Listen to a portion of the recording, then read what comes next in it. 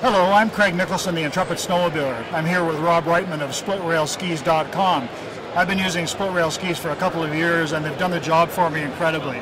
Highly recommend them. So I thought we'd take this opportunity to talk to Rob about split rail skis and how they came about.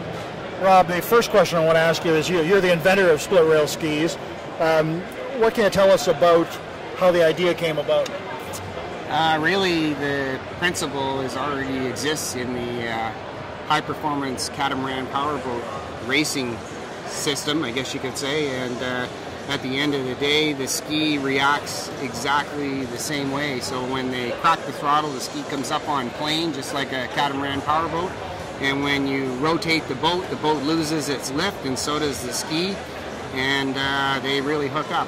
And the whole concept is to get rid of the lift in the turn. So how difficult was that to go from the catamaran on the water concept to a design that worked on the snow? Well, basically liquid water, frozen water, they react pretty much the same way, and it was just an inspirational moment, I guess, when I come up with the idea. So yeah, you're an avid snowmobiler, I know that, and so you've been riding for a long time, and there was a time before split rail skis when you rode on stock skis. Yeah. And so what can a snowmobiler expect from split rail skis that's different than what they would have been experiencing with stock skis?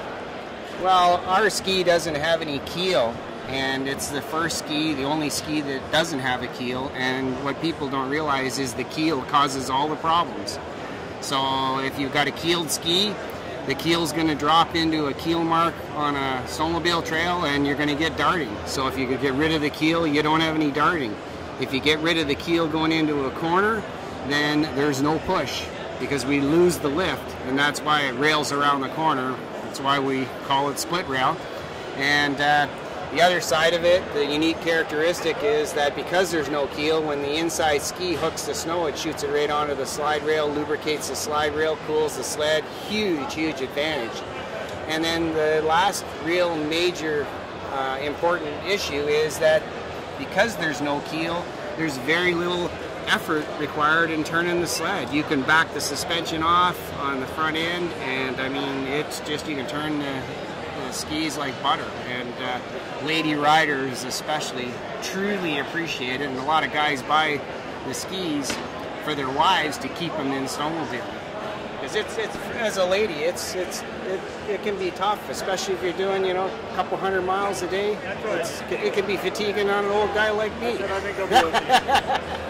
Well, it's interesting you say that, because in the 2 years I've been riding split rail skis, I've experienced everything you've said in terms of the advantages, and you're absolutely right. So one thing that riders ask me when we stop at restaurants and gas stations and they see the split rail skis, will those fit on my sled? Will those fit on my brand?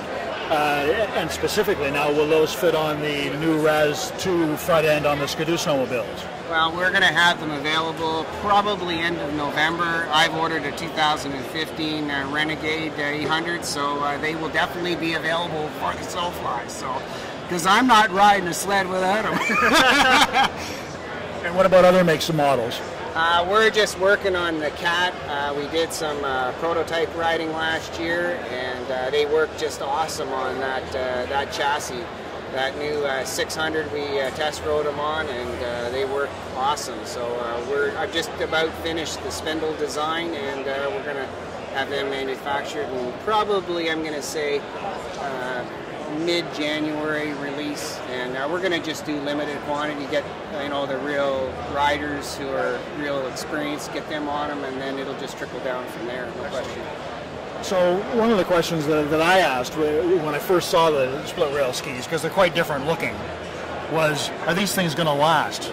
You know, and so my question to you is, now, man, I've ridden 20,000 kilometers on one pair of skis, and they have lasted. So what makes them so durable? Because when you look at them versus how a stock ski looks, you kind of think, well, geez, that looks like it might be flimsy. What do you think?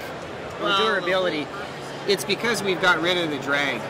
I mean, at the end of the day, you don't have a keel, that creates all the drag. And like I said, they hydroplane like a catamaran powerboat, so they slip through the snow very, very easily, and that's why you get long life. I'm kind of blown away because we're going into our fifth season, sorry. So I've got 4 seasons under my belt, and we've only sold 7 ski bottoms. So, and it's not from wear. It's guys, you know, clipping a culvert or peeling them off the side with a survey stake and that kind of thing. So, but from wear, they just don't wear out. It's interesting to hear. It's interesting to hear you say that, because in 20,000 kilometers, I've hit my fair share of rocks and stumps and gravel and everything. And when you look at my skis, I mean they look used, but they're as good as new. You know, and I could ride another season on them, no problem. You know. So, I mean, there's a durability test. 20,000 kilometers. I mean, how many people, what's that, 6 or 7 years of riding for a lot of riders? Yeah. So, anyways, thanks, Rob. I appreciate that. So to find out more about split rail skis, go to splitrailski.com and check it out, because it really is a ski that will change the way you ride. So I'm Craig Nicholson, the Intrepid Snowmobiler, and if you want to check out reviews on split rail skis, go to my website, intrepidsnowmobiler.com. That's intrepidsnowmobiler.com.